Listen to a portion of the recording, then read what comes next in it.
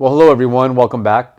This is episode 3 of our Reloader podcast. I'm the Authority of Attack, Joe Pisoletto, joined today by the Reloader Chief, Christopher Bumbershoot. Hey everyone, welcome back. FYI, that's not the Jaws song. In case you're wondering, that's not the Jaws song. It sounds a lot like it, but it's not. Yeah, it's not. On today's podcast, we're talking about what I feel is the best part of Reloader, the most fun part of Reloader, and what really makes it different than any other sport, and that's shooting. For those joining us for the first time, Reloader is a sport where we mix functional fitness and target shooting. You need to do the hard stuff on the field in order to earn your ammo and shoot the targets, but ultimately to win the game, it comes down to, shooting. You're not going to win the game just being in a good shape. You have to be able to actually hit the targets out there as well. Yeah, you gotta have a good eye out there. So on today's topic, where we're talking about the variations and types of shooting we may have in the future, possible changes.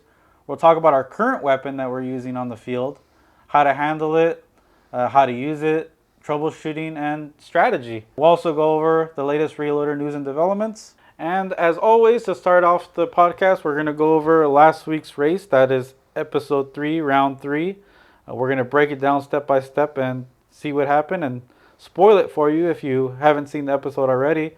I'll drop a tag and I'll drop a link so that you can go watch that now and, we don't spoil it for you. It was an exciting race, Joe. It was a photo finish. So I recommend you go see that first rather than have us spoil it for you.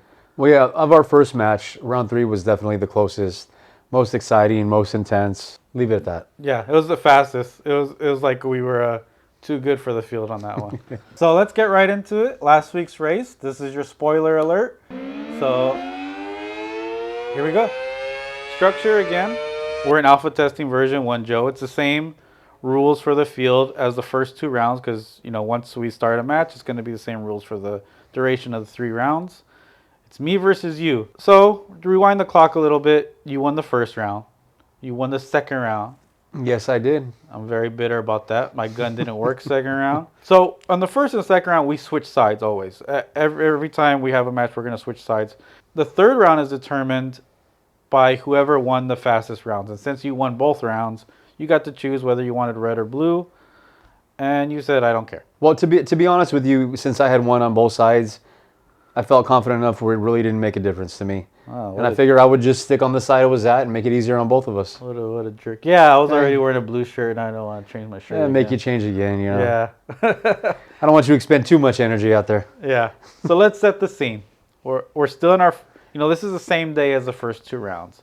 We've been out there since crack of dawn. Yeah.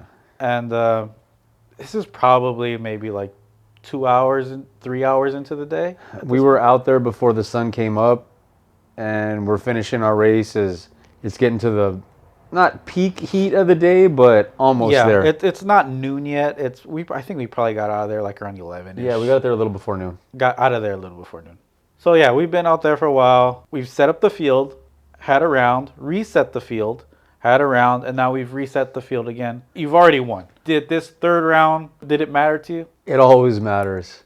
I mean, I know I had won the match, but in all honesty, I'm still looking to win the third round, even though I had won the match. I think in the back of my mind, maybe there wasn't as much importance, but I still want to win. And I'm not as competitive as you, I guess, when it comes to Reloader, because my victory is getting it on film and the sport's getting its victory. Yeah, that's the main thing. Having the content and having something to show everybody else. I mean, this is our first time out there to actually film, and I'm happy that it's going well. As far as I can tell, I can't check the cameras until later, but as far as I can tell, it's going well, and that makes me happier than anything. Well, I mean, at the end of the day, you're correct. I mean, I'll admit I am competitive, but the main goal here for both of us out there is to have our first ever match, to run each round, to have good content, and to put it out to all you listening out there and gain interest, followers as we go along. Yeah, we're set back up at the race zone now. We're ready to start round 3, and since it's just you and I, it's like a 3-2-1 go type of deal. Right. Yeah. There's no starter pistol. There's nobody else. It's just 3-2-1 go. Yeah. At this point, we've done 3 races if we're counting the false start. So I think this is when I really got the hang of the pull sled. You have that initial resistance when you take off and the weight we have.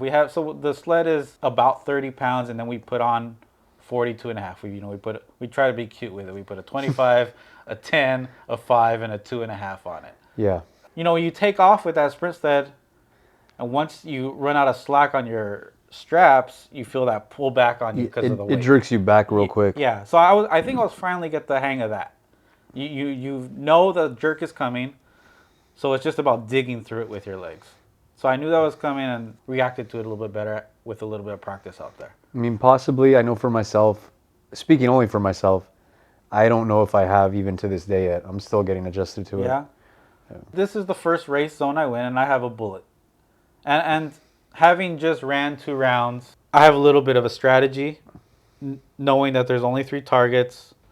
I told myself if I win this round, I'm going to go for the cash. Even though I think I went for the cash before, it's probably not ideal strategy. I think this time, if I win, I'll get the cash. I'll pick another easy bullet and then go for my reloads after that. Right. So I'm up 1 ammo to nothing. At 8:39, you drop off the cash. And at the same time, I throw it again like I did last round, but I missed it again because it's far. And it takes me 4 seconds to deliver the cash myself. So now I'm 2 ammo to your 1 ammo. Correct. Since you won the sprint sled part of the race, you had the advantage. I'm playing catch up. For me, I just went for the quick one. That's something easy to get, kind of figure out where I'm going to go from there, but at least trying to get the bare minimum, bank on the experience of running the first 2 rounds, and hopefully hit those targets. Yeah, we're definitely out there learning from previous round mistakes. And honestly, I kind of went for the same game plan as round 2. I head right into the nether ender at 8:25, and you head to the jerry can. 25 seconds later, you pick up those 2 ammo from the jerry cans. You're at 3 ammo now. Did you look to see where I was at that point? Well, I mean, I knew where you were. I mean, you were ahead of me the whole time. You won the race. Yeah, you went for the cash. So you were basically in front of me where I could see you in my vision ahead. Yeah. I mean, again, I just decided to run my own race. I didn't feel like I was going to get too far behind. And if you won, you won. I mean, I was still trying to beat you, but it didn't have that sense of intensity when I was running round 1 and 2 like I had to win or I was trying to get an advantage. I figured let's just run the round and hoping I'll catch up. Well, I unlocked my weapon at 7:51. I still only have 2 pieces of ammo, but now I have a gun. We cross paths at this time. You're coming into the nether ender. I'm coming out. Did it concern you that now, like, I've unlocked the dummy, which has been, the harder part for me in the first 2 rounds? I kind of got him out pretty quickly. Yeah, you did. So in the interest of trying to be efficient out there, I take the dummy to the center of the field at 7:11. So it takes me about 40 seconds. In hindsight, I probably should have picked them up and just carried them. But I think I was too tired for that, honestly. So I'm like, I'm just going to drag them. Well, yeah, after a long day, I don't doubt it. Yeah. But so that gave me 4 pieces of ammo. You're in the nether ender at this time at 6:50. And if it feels like I'm going fast, it's because this match is very fast paced. If you have seen it, this is our fastest match, and we're like bam, bam, bam, bam. We've definitely come a long way from that first round, knowing where everything is and what we need to do. We've also already shot the targets.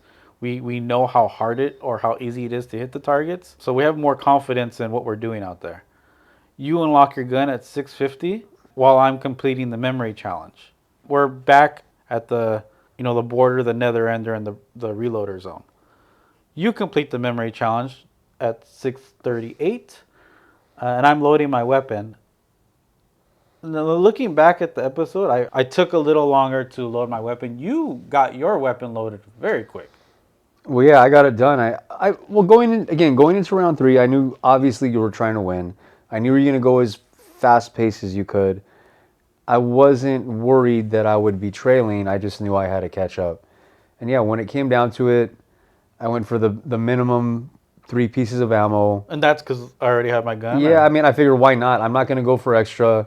I got nothing to lose. Hopefully I hit 3 targets and, take it from you, which was my goal.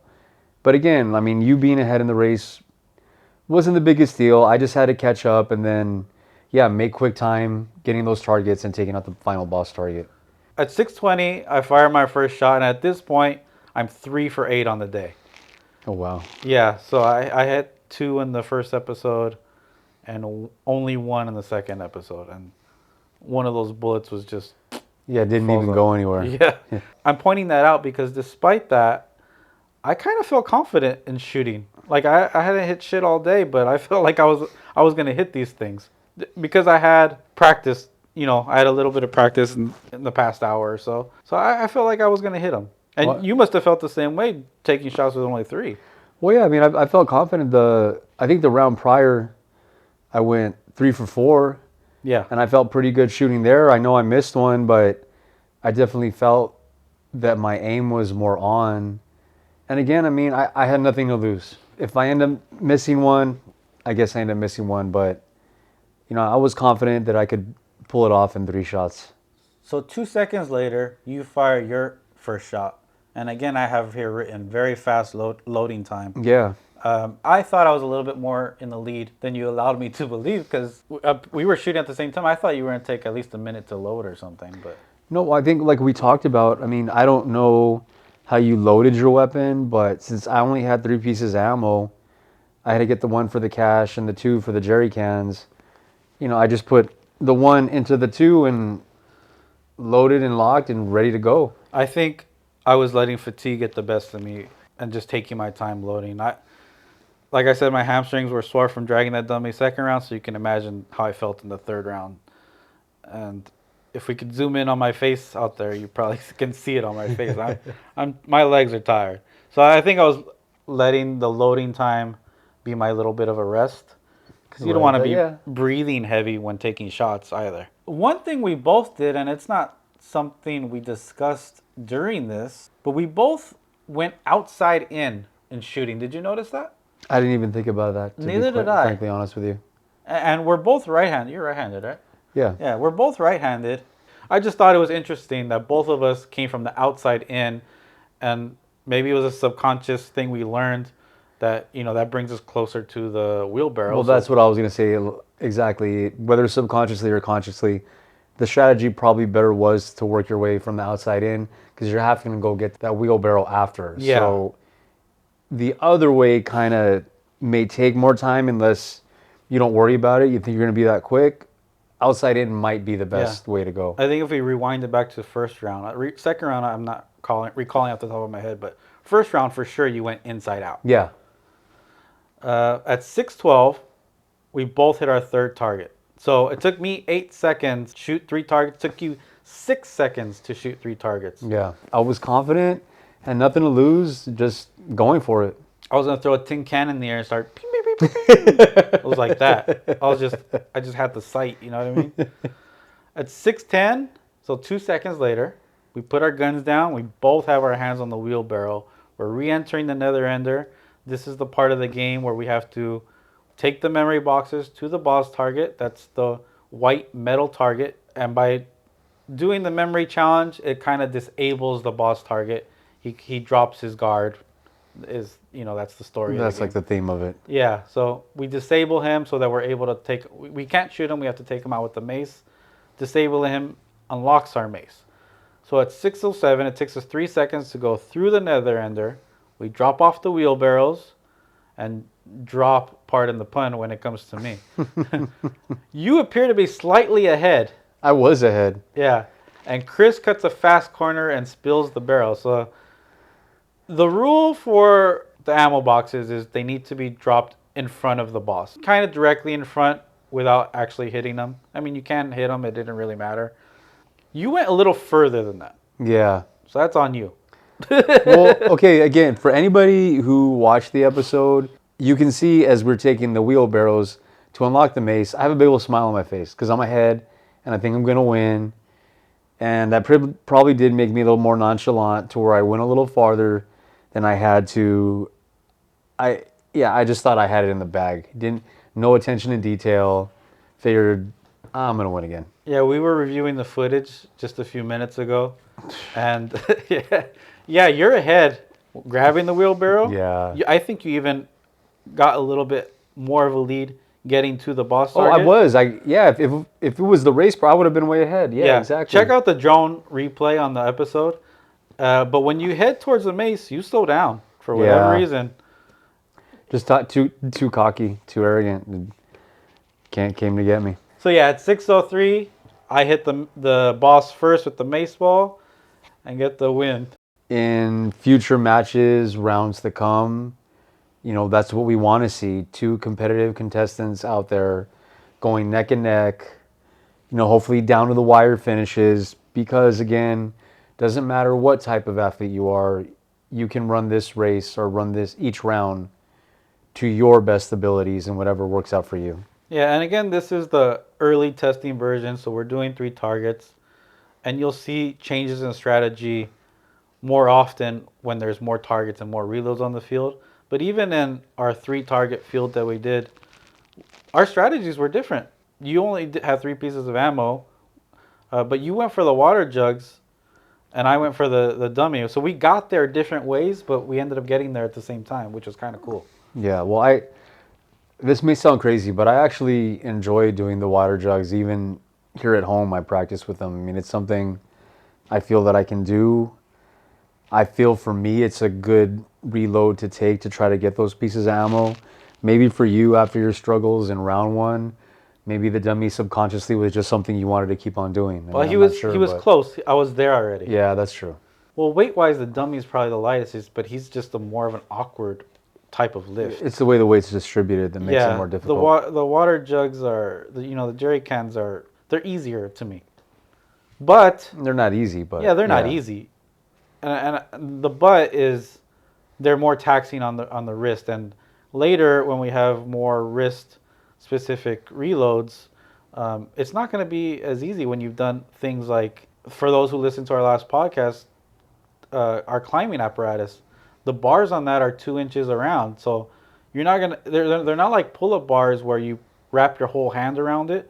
You can't really wrap your hand around this. So it's taxing on the grip. The ropes are gonna be taxing on the grip. Even the sandbags taxing on the grip. So all these things are cumulative, and if you've done all those things for 3 rounds, by the time you get to that 3 round, you may not be able to squeeze that trigger so easy. Yeah, as easy as it was the first one. Yeah. So going over the stats for the third and final round, this was just the maximum efficiency on the reloader field. 2 reloads each, 3 pieces of ammo for you, 4 for me from that race. But shooting was just on point. Made me think that maybe the targets were a little too close, but it was good for a test version. And I beat you by a second, it says, but if we had the stopwatch out there, it's probably It less was than like 6. half a second, maybe. Yeah. The thing about round 3, especially Joe, is that it was really fun because it was such a tight race. The other 2 rounds I didn't finish, and maybe that's not so fun for me. I didn't finish, but because we both finished, because we were neck and neck, it made the game that much more fun. Like, who doesn't like a competitive sport to play? Oh yeah, it was very competitive. It was very exciting that last round. I mean, the one thing I got out of it was you can't slow down. You can't take anything for granted. You got to keep on going. I mean, from even it might have, I don't recall if it was the first or second round. This sport, leads can change quickly. They can change large. They can get cut short, and at the end, you got to keep on pushing. Otherwise, yeah, it might get stolen from you. That's it for our review for round 3. Let's move on to Reloader news and developments, as we always do. And we're growing, Joe. And it's slow and steady, but we're growing. Our subscribers are going up. We appreciate everybody tuning in, friends and family, especially in the beginning. New subscribers, welcome to the community. We look forward to you participating in the conversation or participating in the races. And speaking of participating in races, Joe, I received message from people on Instagram telling me, it's cool, like we're interested in doing it, but, they're not local around here. And that's unfortunate because anybody local, if you're interested in playing with us, we're going to be playing on July 1st, play another match of Reloader, Joe and I. If you would like to race against us or against someone else, hit me up. Drop a comment. Yeah, let him know, let me know. Either way, one way or another, we're both open to getting you out there. Yeah, we're in Los Angeles. We'll be still in Los Angeles County for the race, but we're going out of city limits because anybody that lives in the area knows that there is no piece of ground You available. live in LA, there's not a lot of open land. Yeah, and if you go to public parks or anything, you tend to get pinched like we do. Yeah, that's a no-go. Yeah, we'll tell you those stories later. But as we said, the channel's growing steadily. We've ramped up content a notch. I also do shorts 7 days a week. I drop them at 2:30 in the morning now. Some of our shorts and our reels are triple-digit views these days. So that's awesome news. And our subscribers are growing, so we're optimistic for the future, and we appreciate your continued support. We're going to keep trucking along. We're happy for you, for those of you listening and joining us on this journey. And if you want to support us, we have merchandise on reloadersport.com. But on to our main topic now. And our main topic for today is shooting. Reloader will always have a shooting element. It's literally the whole point of the game. And you'll always need to earn your ammo. Those are the two major tenets of the game. So whatever you do to earn the ammo may change, and whatever type of shooting we're doing may change. But those are the things that are always going to be part of Reloader. So our type of weapon may change based on the field we're in, the environment we're in.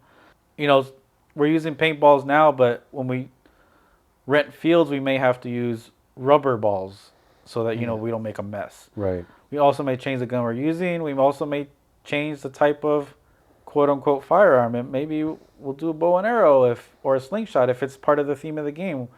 Well, yeah, like you're saying, it's what makes the sport itself. Otherwise, like you had mentioned in a different podcast, it's just kind of running and doing different lifts or loads, which is okay and it's a good workout, but yeah, there has to be some type of reward for doing those. And the reward is, having some fun, shooting a paintball, taking out the targets. I mean, that's what makes it. Otherwise, you would just be exercising. And or we'll just be practice shooting. Yeah. But we're combining both. Yeah, basically. And we're not opposed to changing the type of ammo, like an airsoft gun. I mentioned rubber bullets. Not real rubber bullets like the cops have. Jeez. Yeah, not those. Yeah, we're never going to do anything that's super dangerous. Well, obviously, that's more just liability related. Yeah. And we want you to have fun, not hurt yourselves. Yeah. The fields, you're on one side of the field versus the other side of the field. It's separate. It's a non-contact sport. But accidents happen, and the worst we ever want anybody to get beamed with is a paintball gun. Oh, yeah. I mean, if an accident happens, it happens more on the physical reloads part of the race or sport itself. But yeah, nothing like where you're in the line of fire or something. And honestly, if you can carry a 150-pound sandbag and pick up a 110-pound dummy and throw it over your shoulder, we expect you to suck it up if you get a paintball. Yeah. They don't hurt that much. But yeah, depending on the environment of the game, maybe it'll be like foam, like Nerf or something if we have to. That'd be cool. But what we use now is the JT Paintball ER2 pump action paintball gun. This is not a fancy type gun. You can find it at Walmart or Big Five. They use 68 caliber paintballs, which is the normal size paintball. It's not a heavy gun. It's about a pound. It's plastic. It feels heavy duty. It looks cool. I feel like I'm like RoboCop when I hold it. Yeah, it looks cool. And you know all the good work that RoboCop did for the people of Detroit, Joe. I mean, if you have RoboCop's gun... Out here dispensing justice. Yeah, exactly. So it is a pump action gun that we use, meaning you need to pump it before each shot, like you need to cock it. Effectively making it a two-handed weapon. You need to have one hand on the trigger and one hand to pump. I guess you can shoot with one hand, but you're still going to have to bring up your other hand to pump. As our testing phase of the field ends, we'll be using sturdier targets where you'll see the paintball splat. Right now we're using cardboard, so it kind of just goes through it. And that's more for mobility purposes, but later when we have more secure fields and full versions of fields, there'll be wood targets and you'll see the paintball splats, which will be very cool visually. Oh, yeah. I mean, I look forward when it gets to that part. Right now, the targets we have, yeah, like you said, it's more for the mobility as we set up the field because we're using open land to have it here or there. But as the sport evolves, say we use a field that actually has markers and lines, it's going to be a more solid surface where we have those wood targets. And yeah, you get that effect of seeing your target hit as well. A little bit of splatter. So now that we know what kind of weapon we're using in the immediate future, let's talk about the process of shooting in the game itself. At the start of the game, the weapon is attached to the rescue dummy in the nether ender zone via a sling around its body. You need to remove the sling to get the weapon, which allows the user to wear it themselves. So you can put the gun on and wear it around your body if you want to. And of course, to get the weapon, you need to rescue the dummy out of the nether ender zone. If he's basically he's their prisoner, he has a weapon, but he has no ammo. So rescue him, you rescue your weapon. When you get the weapon, you'll find it has a barrel stopper that needs to be removed, and the safety is on. That's all for safety purposes. The gun is never loaded because, again, you're not getting any bullets anyways till you earn them. Right. But so the gun's never loaded, so we don't have to worry about misfires or accidents like that. But just for safety, it is loaded with CO2. I would not want to look down the barrel and get a shot of CO2 in my eye. It'd probably do some serious damage to your eye. So we keep the barrel in and we keep the safety on. So that's something you need to remember when playing the game, is the safety is going to be on, and our referees will remind you of that before the game starts. Another thing you need to remember, like the memory card. Well, yeah. I mean, there's a lot more than just physical challenges. Yeah. There is a mental aspect to the game, whether it be the memory challenge or just the strategy you're going about running your race itself. I mean, despite what action movies teach you, you do need to know how to handle a firearm if you're going to be using it. So firearm basics for any type of gun is safety. Yeah. And removing that safety. We're not going to ask you to stick it in your waist. We're not going to tell you to shoot sideways. It's going to be proper handle. I mean, you can shoot sideways. Care. I mean, yeah, that's on you. I don't see how that helps you. At this point, the CO2 will already be primed in the gun, and we leave an extra CO2 canister in the shooting area just in case. You saw my issues in round 2, and actually, I reviewed the tape, Joe. Yeah. There was an extra CO2 out there. I just didn't. You just forgot? No, I didn't realize that it needed it. Ah. And that was probably not testing it between rounds, but that's on me. I mean, yeah, that's something we learn as we go. Yeah, but that was your weapon the round before, so you probably sabotaged it just to screw me over. I have no comment in regard to that. But the CO2 installs easily in the handle of the gun. You just kind of screw it in. It's not a complicated thing. Yeah, not difficult at all. Yeah, and if you're playing with us, we'll show you quickly how to do it. But that's something you typically won't have to worry about. But it happens. It is a paintball gun, and the paintballs require their own level of care. They're sensitive to heat and moisture, so they have to be stored in a cool, dry place. We place the ammo in tubes, and the referee will distribute ammo per reload. So for example, you did a reload where 2 ammo, we'll give you a tube with 2 pieces of ammo in it. You won't get, like, let's say you had 5 total, Joe. You won't get a You're not going to get a 5. Okay. Because that's just impractical to carry for the referee. So right. So you might get like 2 here, 2 here, 2 here. Okay. And generally speaking, it'll probably be left in your shooting area. Right. Well, yeah, that's what I was going to say. It's going to be left where you're going to be actually loading your weapon, not just handed to you as you go. Yeah. That would be too difficult on the ref as well.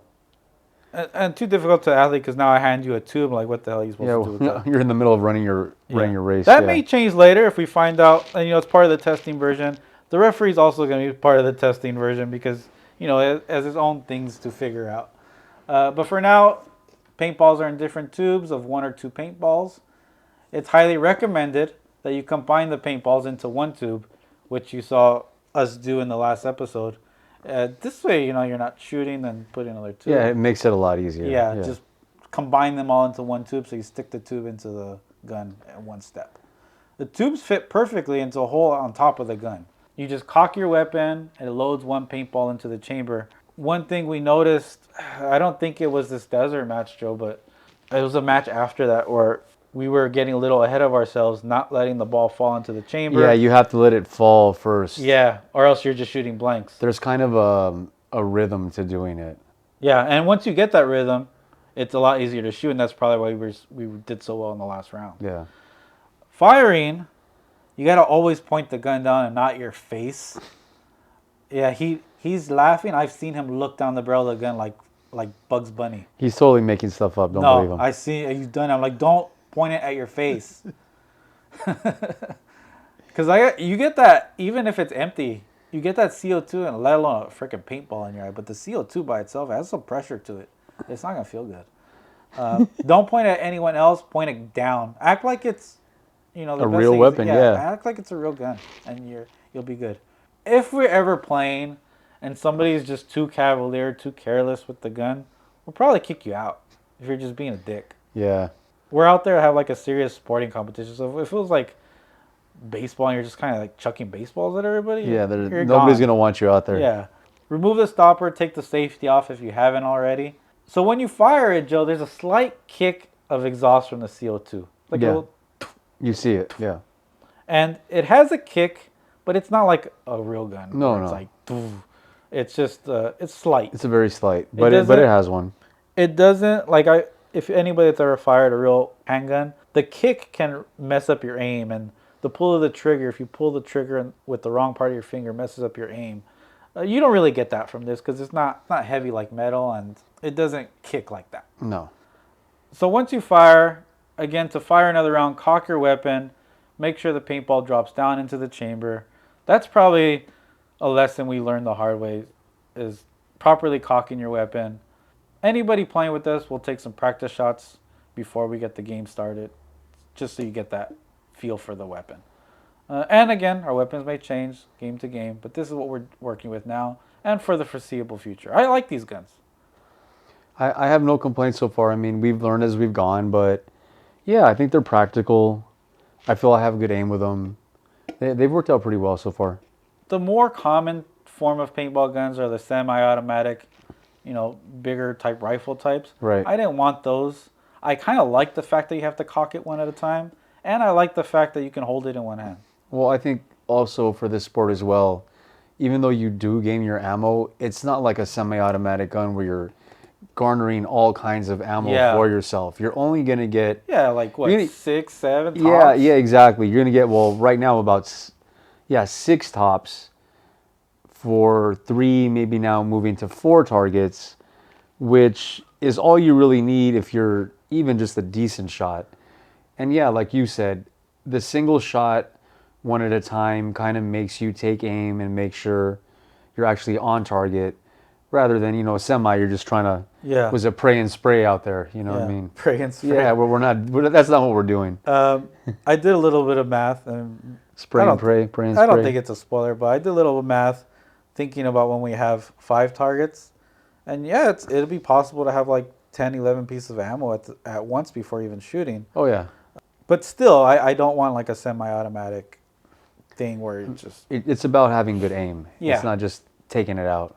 So, Joe, after you defeated all your shooting targets, you don't need to keep the gun with you. And I don't think I ever took it with me back to the boss target. So far, I believe you just use it at, or actually shooting. Have you put it around your neck? I have not yet. I think I did in the first round, and it wasn't even, I wasn't thinking straight at the end of that first round. I was so tired, dude. But you could see at the end of the first round, I'm putting it around my neck. I don't know why.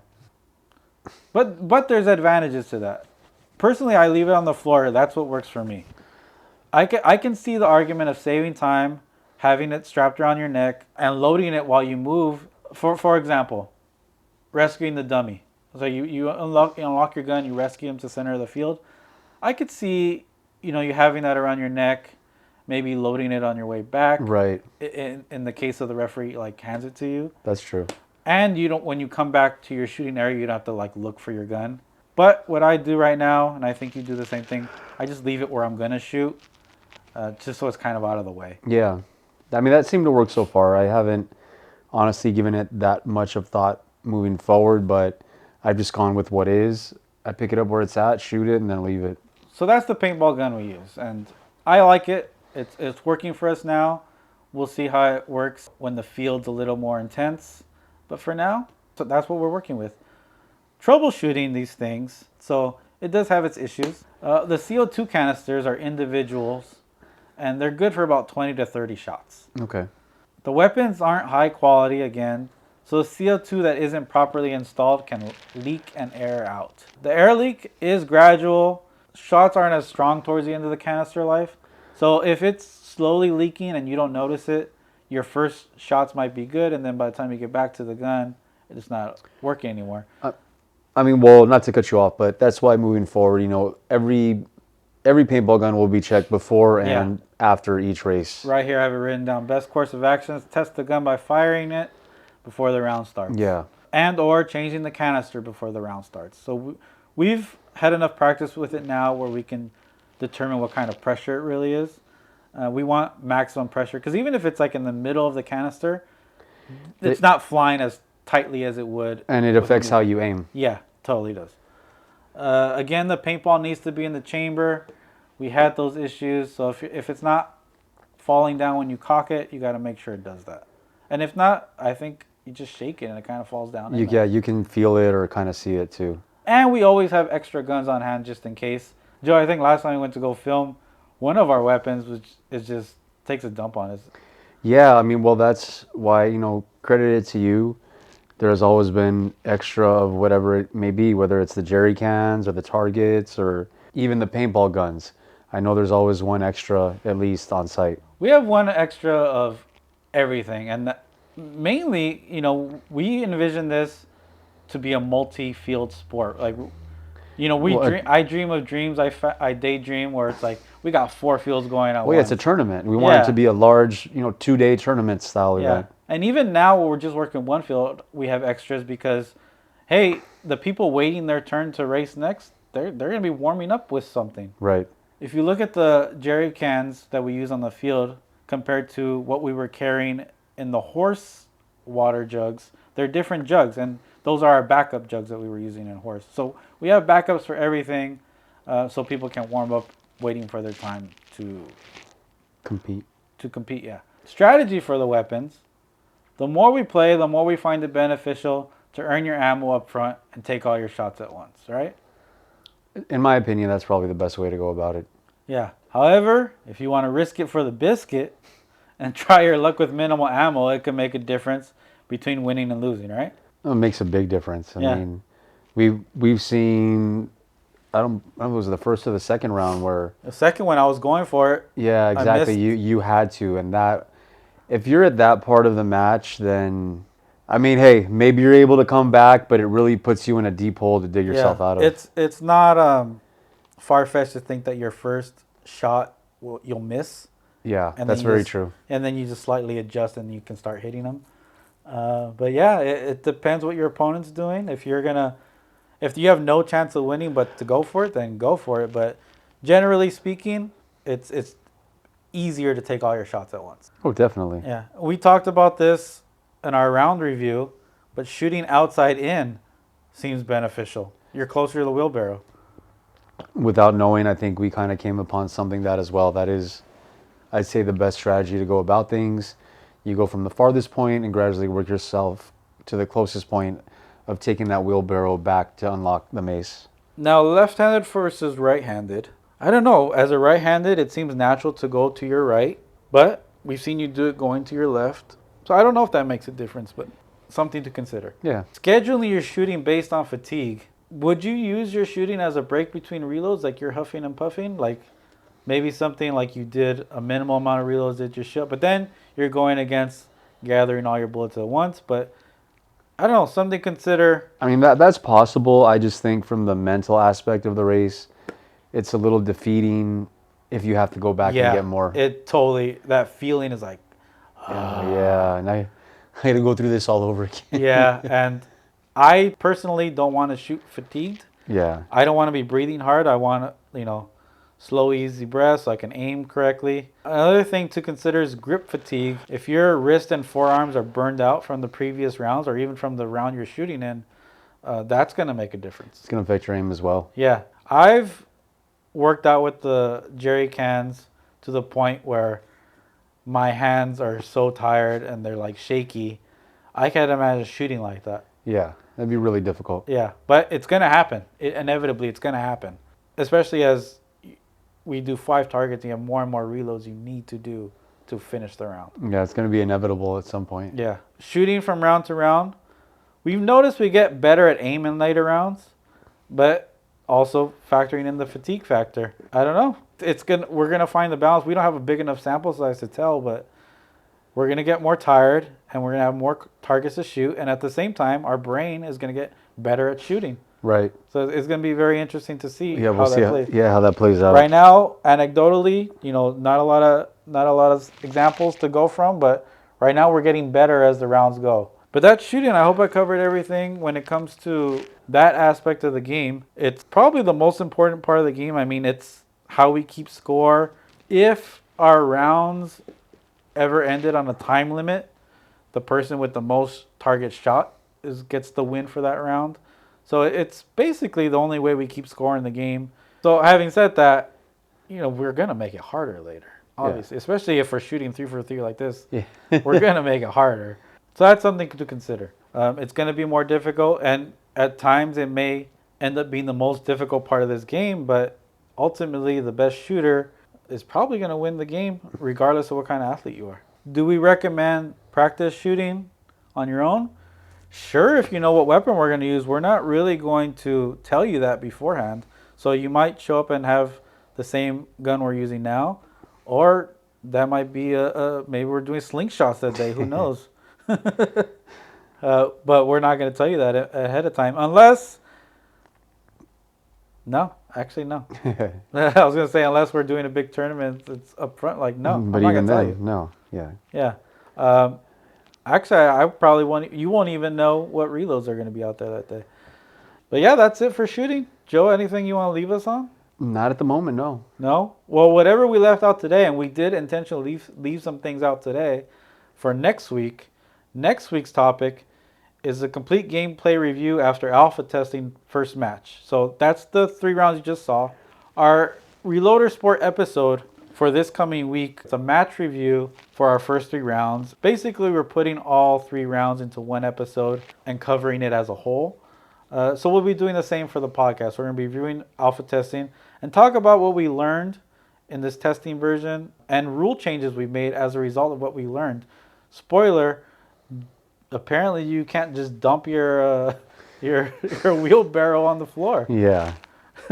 That's a no-go. That's a no-go for Yeah, Joe. that's a no-go. Social media, at Reloader Sport, Instagram, Twitter, Facebook. Reloader.sport on TikTok now. Anybody interested in t-shirts, reloadersport.com. Joe, how are you feeling about this whole experience so far? So far, this has been a good experience for me. I hope everybody listening has enjoyed listening to us, has enjoyed seeing our shorts, our videos. It was very satisfying to complete this first match. I hope everybody out there was interested as much as we were in doing it. We look forward to seeing you in the future. We look forward to hearing from you in the future. We look forward to seeing you in the future. Well, yeah, me too. And I'm happy with how things are going. I'm pleased with people tuning into this podcast and our podcast being our most watch hours on our channel right now. If you haven't seen the episodes, go watch the full episodes. We put a lot of work into that. Let us know in the comments what you think of this podcast format. I put the little pictures, so it's made to just be listened to, but hey, if you want to watch our pictures, they're there. But that's it for our podcast number 3. Again, it has been myself, Joe Pistoletto, with my partner, Christopher Bumbershoot. Thank you guys for tuning in. Thank you guys.